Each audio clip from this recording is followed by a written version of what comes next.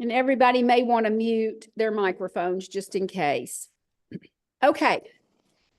All right. So at the end of our study last week, we talked about how God allows us in our afflictions to get better, to be sifted. He told the apostles that they would be sifted.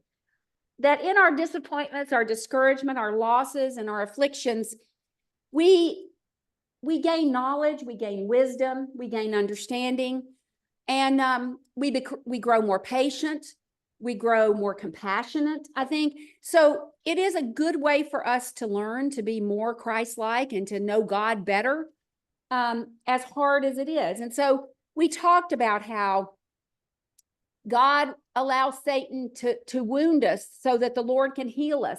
If we were always healthy and we never had anything go wrong and our life was just always as we expected it to be, we would have no reason to pray to the Lord. We would have no reason to be healed by the Lord. We wouldn't understand the Lord in the same way.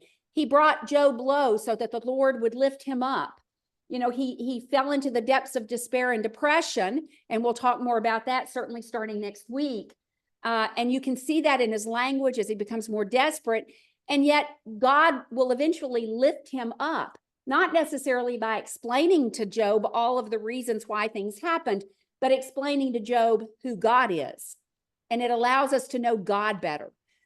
He humbled Job that the Lord might exalt him, that lest Job feel that things worked out because he was particularly special, or because he was particularly deserved something. None of us do. None of us are that special. All of us will have afflictions and losses and sadnesses because they are good for us. None of us are too good for that. We must know that the Beatitudes, when Jesus talked about his new citizens of this new kingdom, starts with the poor in spirit. That is an emptying oneself. That is a humility. And he disturbed Job's nest so that God could refill it. His nest was empty, and when the blessings then came, Job realized who they came from. And that's an important thing for us to remember. So as he allowed the 12 apostles to be sifted, so is Satan allowed to help God sift and refine Job. We talked about how God uses resources, all kinds of resources, to help us know him better. All right, and so when we ended last week, we had talked about this day in heaven. And for those who haven't been with us the last couple of weeks, I have sent out the two recordings, the introductory recording, and also the first lesson, which is actually lesson 2. And I have sent those out, and I hope that you can watch those and catch up if you haven't already. So tonight we're going to start with another day. And we talked last week about these days and how Job starts with, there was a man. And then in verse 6, then there was a day. And that day was in heaven. We're lifted to the heavens in a day. And then in verse 13, and then there was a day. And then then there was a day.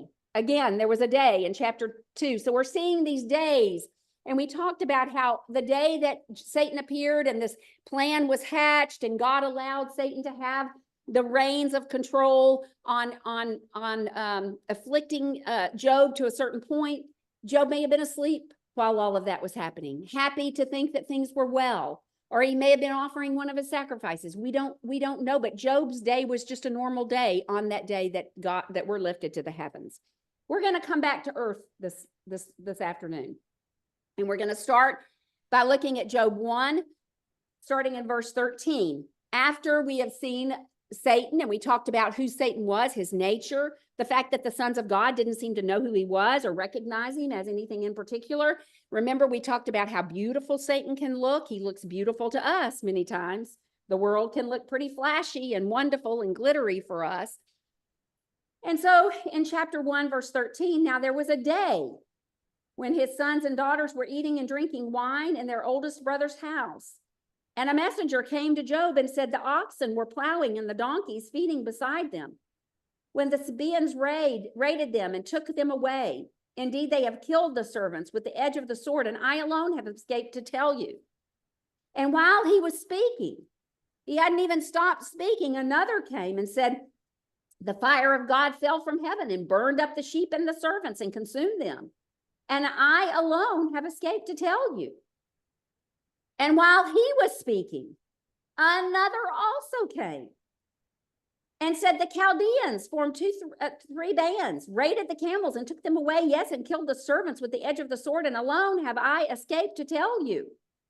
And while he was speaking, another also came and said, your sons and your daughters were eating and drinking wine in their oldest brother's house. And suddenly a great wind came across the wilderness and struck the four corners of the house, and it fell on the young people, and they are dead. And I alone have escaped to tell you. Job arose, tore his robe, shaved his head, fell to the ground. Oh, let me go here. Okay. And we'll take up there verse 20 in the next section. All right. And so here we are.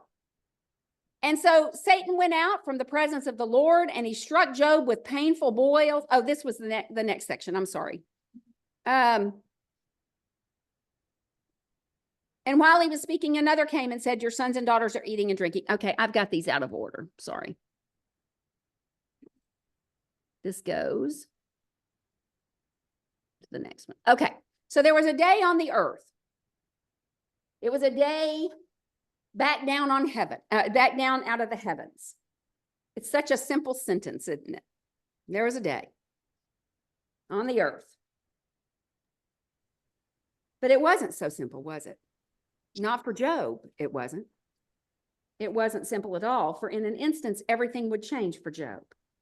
This was a day that hit with ferocity and power and unexpected tragedy in the life of this good man.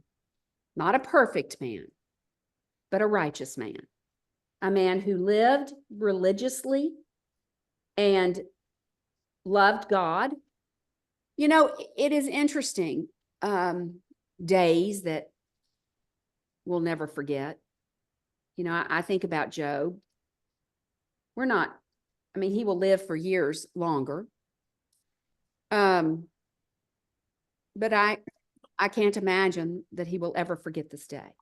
And, you know, we talked about the fact that a lot of times we'll say, yeah, but Job, you know, he endured, like this passage in James, you know, you've heard of a man who stood fast, enduring under a load in James, and we'd say, yeah, he did. And because of that, then he received double portion of blessings and blah, blah, blah. But for Job, this day never went away. I mean, he lost everything. And you don't replace children with children. You know, it's never the same. He lost everything. It was a carefully laid out plan that was beginning to change Job's life forever. His life would never be the same. He would be better in many ways. He would understand God better. He would understand his relationship with God better. He would understand the fact that he doesn't control anything, which many times is a lesson that we have to learn. Particularly, I think women like to think that they're in control. But we know these days, you know, everybody remembers where they were when they were told about, or they heard of on the radio about, you know, that Pearl Harbor was being bombed. You guys don't know that, but for our parents, certainly they remembered that day. Or when President Kennedy was killed. You don't remember that either, do you? But how about this? How about when the World Trade Centers were flown into? Do you remember that? You're not too young for that, are you? Yeah, 9/11. Y'all were young, 7th grade. Okay, well, you can think of a more recent event than that. But anyway, all right. So, but we all remember the days when things happen. And I remember very well the phone ringing in Germany at 3 a.m. in the morning and hearing that Russ's mother had died unexpectedly. You remember those things. I remember exactly where we were. I remember exactly what we felt. I remember everything about that moment. And so we understand this. This is a day. We're just told in the passage. And there was a day when his sons and daughters were eating. Remember, this is just a day, a normal day. Job is going about his normal business. His kids are acting like they normally do. There was nothing in particular about this day. There was nothing specific about this day. They were just going on about their business. And so For many, it wasn't a big deal, was it? I mean, when Job's friends arrived to mourn with him, they won't remember this day the way Job did. They're not going to remember it the way Job did. You know, many times we go through our afflictions and our sorrows by ourselves because our experiences are only ours. So really, Job and his wife would have been the only two that would have experienced this day in the same way and remembered it in the same way. Events and losses and tragedies, even joys and celebrations, are seared into our minds and our memories. Joshua says that, you know, when he rebukes Israel, he says, you know, a bride doesn't forget what she wears on her wedding day. Just think of how insignificant that is. A bride can't forget what she wore on her wedding day, but my people have forgotten me for years. For years, they've never thought about me. And so we remember, things are seared into our heads, and we will remember those events forever. There are moments that define parts of our lives, moments that remain clear and sharp because of the changes that they make in our lives. They affect the essence of who we are because of these things. We are changed. The definition of who we are, the very course of our lives may be changed. We will never be the person we were the day before it happened, whatever it may be. We'll never go back to that innocence or that person before. And so you think about this day for Job. One event after the other after the other. The carefully laid out plan by the Japanese, that's in World War II, girls, changed the lives and ended the lives of many of a generation before me. The carefully laid out plan of Al-Qaeda changed many lives and affected all of us in America. Those are days that affect us, that we remember. There are personal days in our lives where we lose someone. You don't forget what you're doing as you sit around your parents' bed as they pass. You don't forget the days that you learn certain things that bring your life to a halt, in a sense. And a lot of us in this room have experienced those types of days. And so a carefully laid out plan by the God Almighty and Job's creator would change his life forever on this day. Job would be remembered later, not as a servant with great wealth.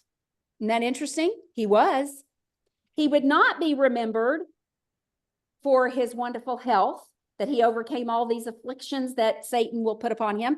He wasn't remembered for that. He wasn't even remembered for his wisdom, but his endurance after losing everything. That's what he would be remembered for.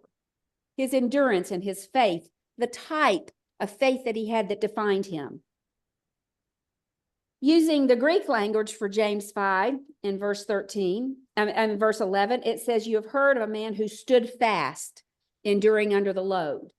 And that is the Hebrew rendition of that passage. We talk about the man who persevered, I think in the King James version. He was known for his perseverance, but I think this is an interesting way to think about it, that he endured under a load. Job is hit with loss after loss after loss after loss, one right after the other, right after the other. And we know that that's true because it says, while he was still speaking, another arrives. And while he's just finishing up saying what's happened to the animals, they come in and say, what's happened to the winds have come. I mean, can you imagine this? You talk about a bad day, intensified by the fact that they had no warning at all. There was no warning of the winds. There was no warning of the Chaldeans. There was no warning of those that the pirates that came in. It's easy to overlook and the abrupt swiftness of the blows because we have witnessed this cosmic agreement. You know, we know what's happening. And so when we read it and we say, oh yeah, but you know, just hang on, because God's just testing you and this is all going to be okay. Everything's going to work out just fine. I mean, that's easy for us to say because we've witnessed that, but Job hasn't. Job's just been going about his business and going to bed at night and waking up in the morning and doing his stuff and remembering, but he's not had this conversation with God. And so he doesn't know of this cosmic agreement. He was clueless. And remember, there's no indication that he ever will be informed. When God comes and finally addresses Job, he does not explain himself. And he doesn't say, and by the way, this was just a test for you. He doesn't tell Job that. He knew nothing of what had transpired. He only knew that things were delightful and fine one day and dreadful the next. That's all he knew. That's all he understood. No rhyme, no reason, no assurance that things would change. And of course, that great question that so many ask, why? Why did this happen to me? Why does God allow these things? Why is it that God allows his good people to be punished? Why is it that a bad person could go along without anything happening to him and a good person? Why is it? I mean, those are the questions of life, right? Why do these things happen? Not knowing, not having a reason, not happening to anybody else around him. This has not happened to Eliphaz, who comes, and Bildad, Elihu. It hasn't happened to Zophar. They come to comfort him, but they have no way to understand what he's going through. And this wasn't some natural catastrophe that happened to others. Isn't it interesting that the winds that come from Chaldea and from the corners of the world that blow everything away, we don't know of anybody else losing anything. And that's something. You know, at least when we're in a hurricane, we're all together and all of our neighbors are in the same boat and we're all doing the same stuff. But not for Job. Not for Job. Nobody else has experienced this. He's by himself with no reason why. There's nothing tangible to hang on to for him. And when that's true, and we face loss after loss after loss, and when we have bad years and months and days, and we're left with no cause and no blame and no reason and no time frame and no sense, we become numb and we become destitute. And I think everybody feels this way at a particular time. So what do? Job's life is about to take him to a place that he had not possibly experienced ever. It's quite possible that he had never experienced this type of depression and destitute. It's about to take him where he has never been. He's lost his sons and his daughters. He's lost his servants. He's lost his sheep, his camels, his donkeys, his home. Raided, burned, blown to pieces. Everything's gone. And then he's stricken with boils, sleeplessness. So Satan went out from the presence of the world and struck Job with painful boils. From the sole of his foot to the crown of his head, he took for himself a potsherd with which to scrape himself while he sat in the midst of the ashes. So that's the next thing. Remember, we talked last week about the two conversations in heaven. So we've gone back and forth. So there were two conversations in heaven, one in chapter 1, one in chapter 2, and 2 days on earth. Right? One in chapter 1, and one in chapter 2. So Satan will smite him with boils. We're not likely to lose everything at the same intensity as Job. But we deal with losses and we deal with uncertainties in this life. You know, we deal with the fact that we find ourselves in places that we didn't expect, whether it be locations that we never expected to be in, whether we're in marriages that don't work the way that we think they're going to, whether we never marry, whether we never are able to have children. We lose people. People lose children. People lose spouses. They lose parents and friends. There's always loss. Or just financially lose everything. That's hard. You know, we We can have financial difficulties, illnesses that become overwhelming. You know, we can have illnesses that make us feel bad constantly, that afflict us. We have pain, you know, so we're trying to figure and sort out life while we are in pain. Like I said, we may lose loved ones.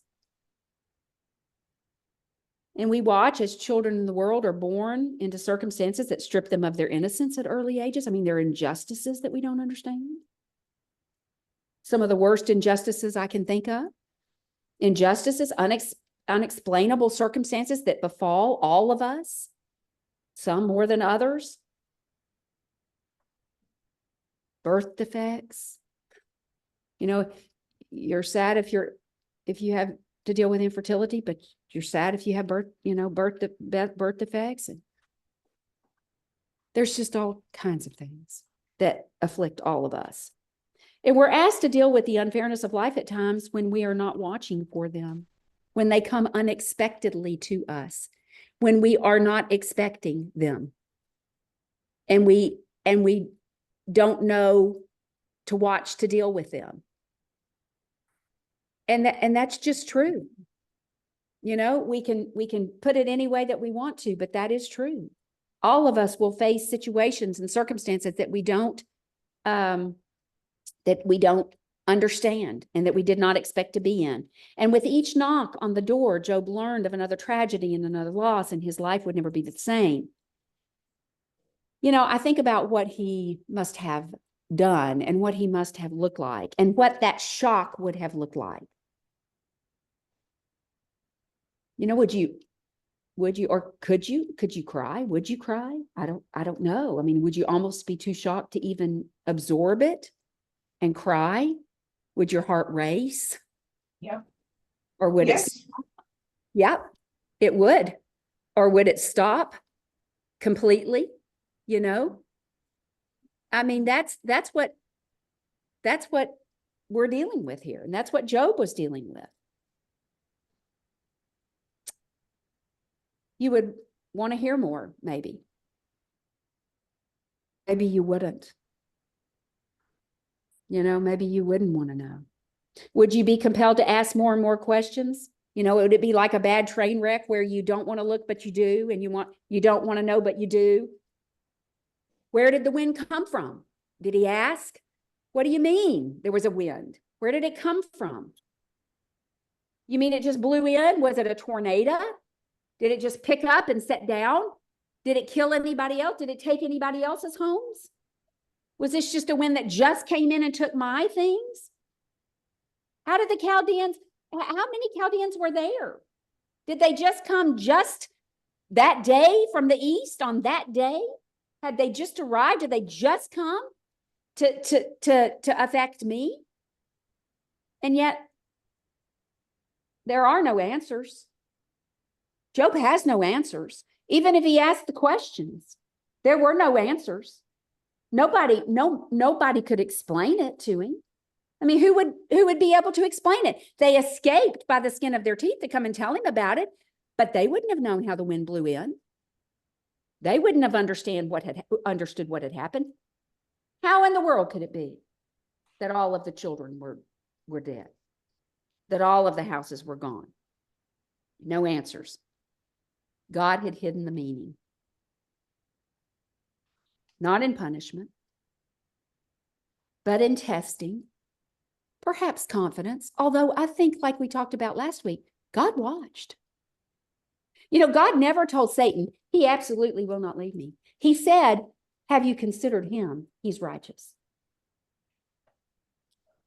You know, I don't know that God knew for certainty. I don't think that God knows for certain how any of us will react.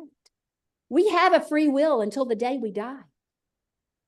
Now, I'm not saying that God's not powerful enough to see into the future or to know who. I'm not saying that.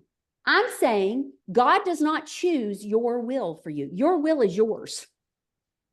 And I think he had confidence in Job, but he tested him.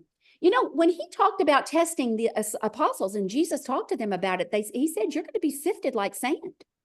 And I'm going to tell you, I am positive Judas really believed And Judas had all intentions of being one of the 12 until the day he died. I really do.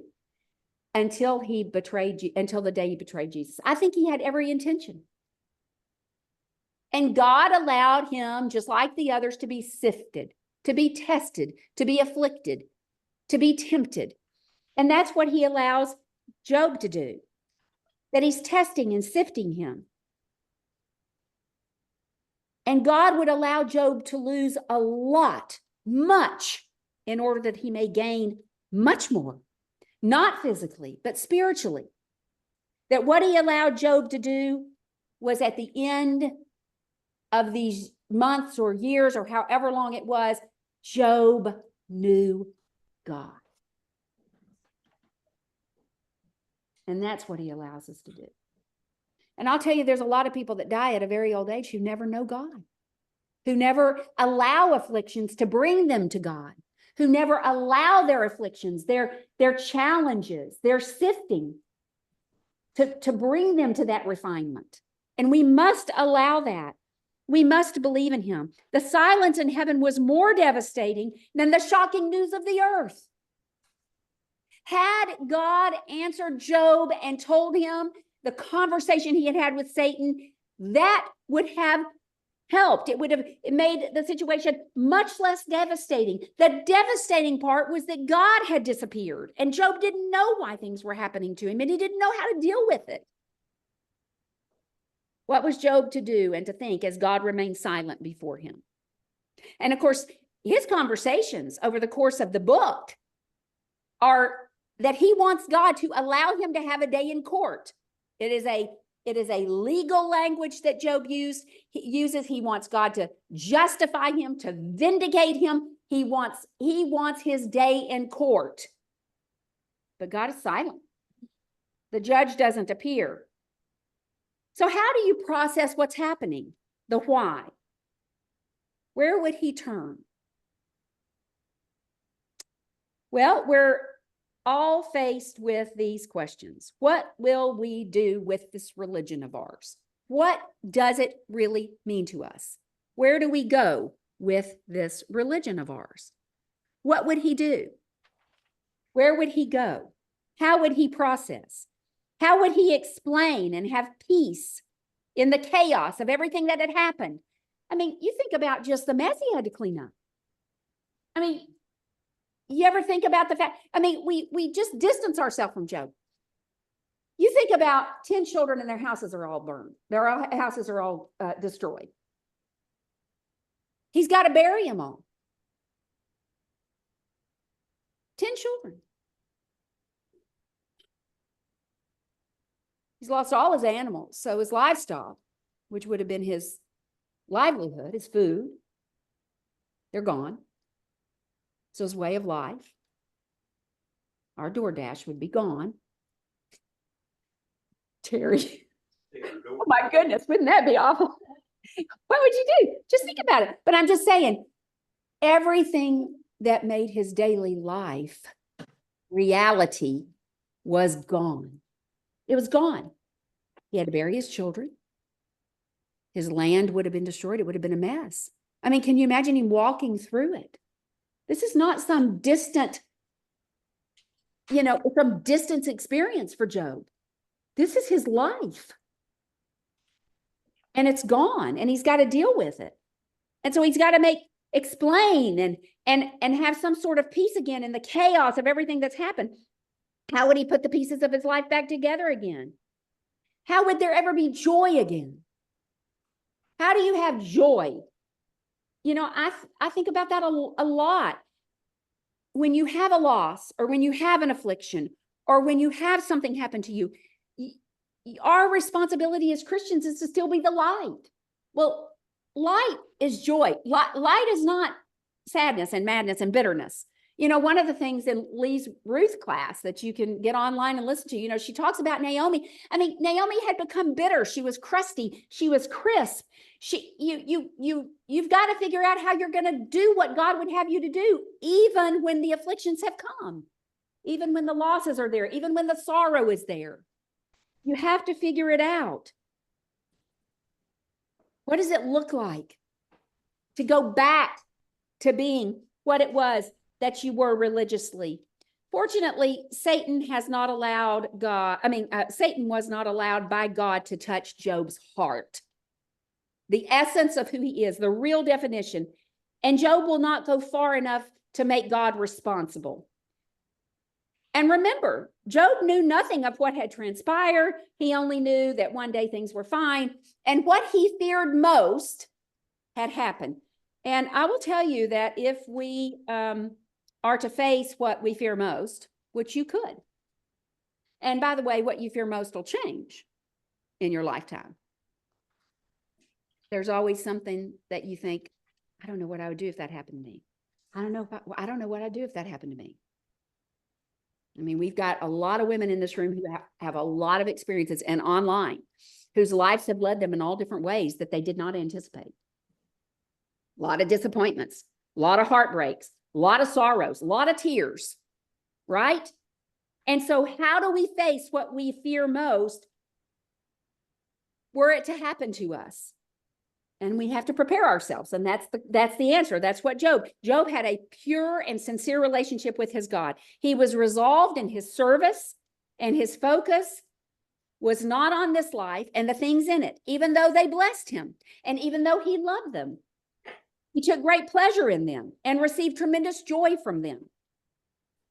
But if we are not ready for the worst that we can think of in our life, we better study ourselves and get ready, because Satan will be watching for a time in our lives to strike us. And there is no question about that. So Job rises up. Then Job rose up and tore his robe, he shaved his head, and he fell to the ground and he worshiped. And he said, naked I came from my mother's womb, and naked shall I return there. The Lord gave, the Lord has taken away. Blessed be the name of the Lord. In all this, Job did not sin nor charge God with wrong. And so as we reach the end of chapter 1, we're left with these 4 trembling messengers who themselves will never be the same, by the way. You know, everything that they knew was gone. They would never be the same. And they're the ones that have to come and give the news to Job. And so we're left with these 4 trembling messengers who have poured their hearts out, no doubt with tears and breathless accounts. And we're left with Job, who has only had a little bit of time to absorb and to react to everything that has happened. And his first response is worship. That's his first response. He arose, he tore his robe, he shaved his head, and he fell to the ground and he worshiped. That's what he did. There's his first reaction. He had nothing left in his heart. He was empty. He was shocked. He didn't know what was, he couldn't make sense of anything at this point. He didn't know what to think. He didn't know what to do. He couldn't take it all in, I'm sure. And he does the only thing that's left in his heart. He responds without analysis. We don't see any real questions. He gets up. He shaves his head. He tears his clothes. He falls to the ground and he worships. All outward signs of repentance, sorrow, hope, praying. What a great lesson this response is for us. He did. He moved. He did, and he moved. I'm not sure he actually even thought. He just moved. He just did it. He just did what he knew to do, because that's who he was before this had all happened. It defined him. This is what defined him. He got up, he tore his clothes, he shaved his head, he fell to the ground. All of these are acts of worship. They're all thinking of God. He drew himself to God, the only one that made any sense to him, because that's who he drew himself to before everything happened. He did everything he knew to do. He returned to the only thing that made any sense at all to him, the only thing that he could be certain of. There was no certainty in his life anymore. What could he be certain in? His stuff was gone. His animals were gone. The houses were gone. The children were gone. He had a mess to clean up. He's got boils. I mean, he's hurting. He's aching. He's sleepless. He has no sleep. I mean, we'll talk about that next week, but he doesn't sleep because he's so desperate and in despair. And so he does the only thing that he's certain of. He goes to the only source that can relieve anything, his creator who had delivered him into this world with nothing. With nothing, I came into this world, he said. I came in naked and I'll return naked. I came in with nothing. God had given all the blessings to me, and he has every right to take them away from me. I didn't own them. I didn't deserve them. They weren't about me. There was just nothing else for him to do. Nothing meant more than that. That's all Job could do at this point. I heard this in Bible class one time up in Annandale, and I heard a woman say, you have to fake it till you make it. And I thought, of course, I was younger at the time. And I thought, well, I don't think you fake it. I don't think you fake it. But I understand the intention of the comment. That sometimes we really are left. I think it's the same thing as saying, pray. And even those yearnings in your heart that you cannot even know, you don't even know how to express, the Holy Spirit can help you with that. That there are times when you are so empty or your prayers are so deep that you don't even know how to say them. And that perhaps that's what's being discussed when you say fake it till you make it. But I don't think this is a person who's faking it. I think that's why I don't like that term. I don't think you're faking anything when the first thing you know to do and the only thing you know to do is to go to God. That's not fake. That's religion.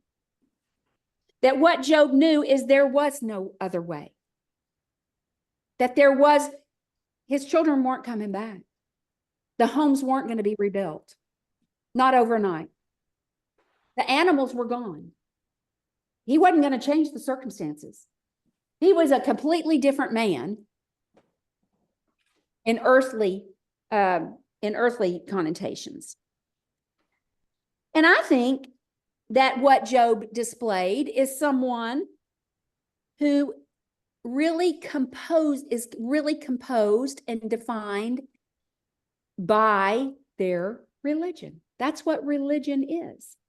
That when we say we are religious, that is what we should be. And we have to keep our perspective on all things that happen to us, the good and the bad. Nothing we have is ours, and nothing is as important as who we are. This is who he was. Nothing he had lost was as important as who he was and what he did. Blessings are wonderful, and we all have many of them, especially in this nation. But our blessings do not define us. Our life is not defined by our stuff. It is not defined by our homes or our beauty or our successes. It is not defined by our relationships, by the way. That's a hard one for women. Did you know you are not defined by who you marry or who your children are or who your parents are? This definition of Job, the reason why these verbs were his action in a time where he had no way to understand is because of his heart and his heart alone. His relationships didn't come in to save him. They didn't swoop down. In fact, we'll talk about his wife at the end of this lesson. Probably not. I'm not going to get to her, but we will next week. It's about who we are. It's not about what we have. It's not about our relationship and our families.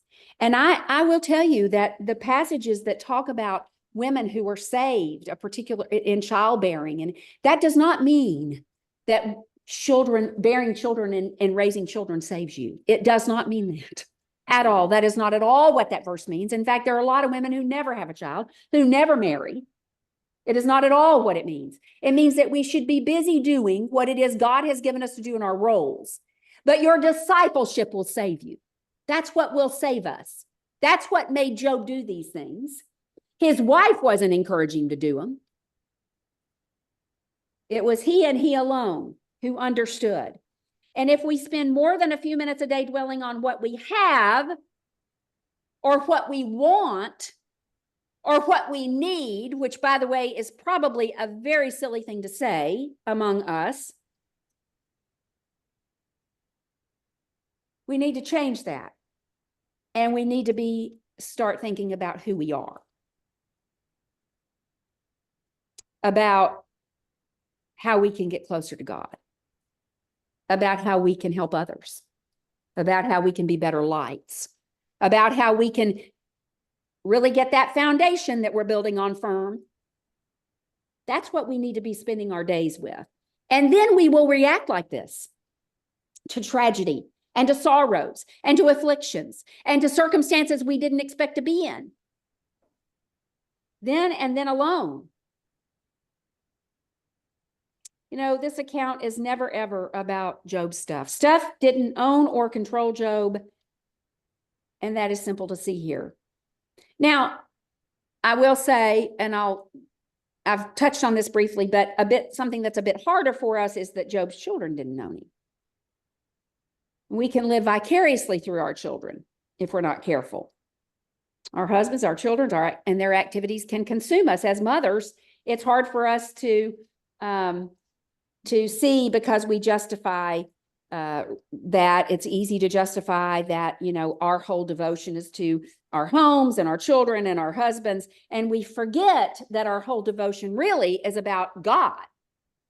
And of course, what happens when we shift that is then no matter what does happen in our lives, no matter what circumstances we do find ourselves in, whether we be alone, whether we be with somebody who's hard to be with, whether we be with somebody who's not a believer, whether we be with somebody who leaves us, that we're okay, that we're still doing this. We're still getting up. We're still praying to our God. We're still, you know, calling to him. We're still reading his word. We're still going to worship. We're still looking for good things to do. We're watching out for our brothers and sisters in Christ. And no matter what happens in our lives, no matter what afflictions and challenges we have, we remain the same. We stay the same. Our external circumstances do not define us. It doesn't define our discipleship. Our discipleship is defined by us and Jesus, our Lord. And that's a great liberty for all of us in this room. There is not one of us, not one single one of us in this room, who have not found ourselves in circumstances we did not expect. Not a single one of us. And so we mustn't live vicariously through someone else. Our husbands do not have a discipleship for us. We have it. Our children, you know, raising faithful children is our goal, just like being light and persuading others to be faithful to God is our goal. We convert our children as we convert others.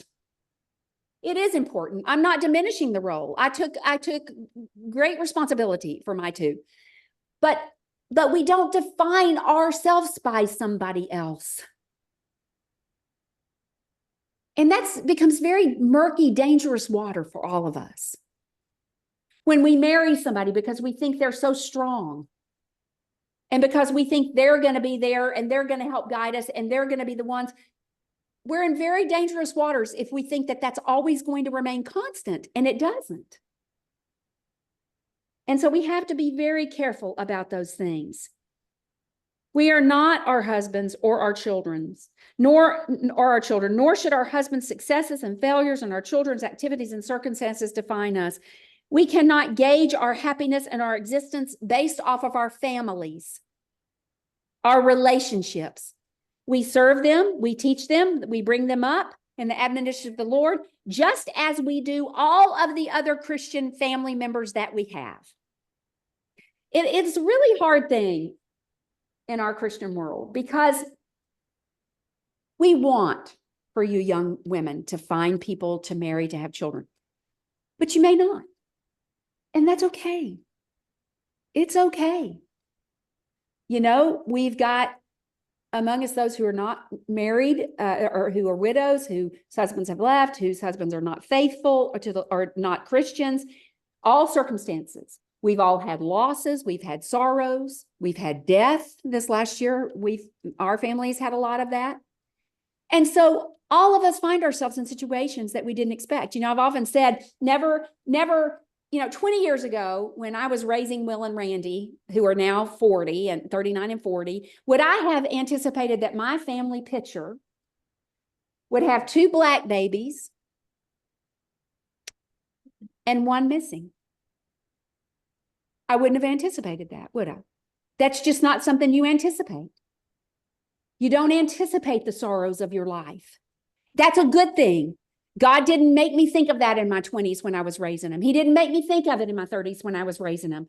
He allowed me to get strong enough, to have enough religion, to have enough sincerity that when it happens, I have to go back and say, I believe that my prayers were answered. With all of my heart, I believe it. I believe it. Job had to get to a point where he said, I know the one constant is you. And sorrow happens and afflictions happen and terrible things are going to happen to us. And we have to be grounded enough that we can handle it because our lives are not going to look one day from the next. It could change radically.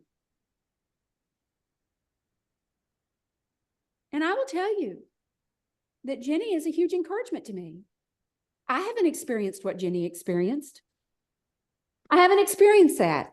And I absolutely love her from the depths of my heart because of her faith to get through what she had to get through.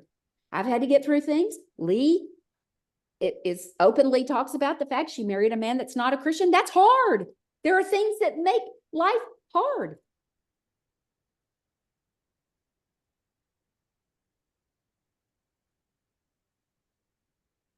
This is what you have to be. It's what you have to go back to. You keep drawing to God. You keep praying. You keep reading. You keep studying. You keep loving. You keep serving. And then the joy comes back. I will tell you, I didn't know where it would come from. About a year ago, I thought, how am I going to laugh again? How am I going to be around Sally Rowe and Emmy and Kate and laugh and feel the same way? I do. I'll tell you where you finally get to. We're lucky because we have the end of Job's story. And I keep going back to the end of Job's story. God said, who are you to question me? You think I didn't hear your prayer? You think I wasn't watching? As prayers were lifted up? You think I didn't hear? I believe he did. I believe he answered our prayers. I don't know how. We still go to the grave all the time. But I believe it with all my heart. And then you can find joy. And then and only then you find joy. And you look back, I think, and I'm sure Jenny would agree with me, and Terry and Judy and Lee, some of the older. You look back and you think, this did okay for me. You know, I didn't anticipate. I didn't expect. I didn't know what I was going to do. But I clung to God. And I'm okay. I'm okay. And I find joy. And I laugh.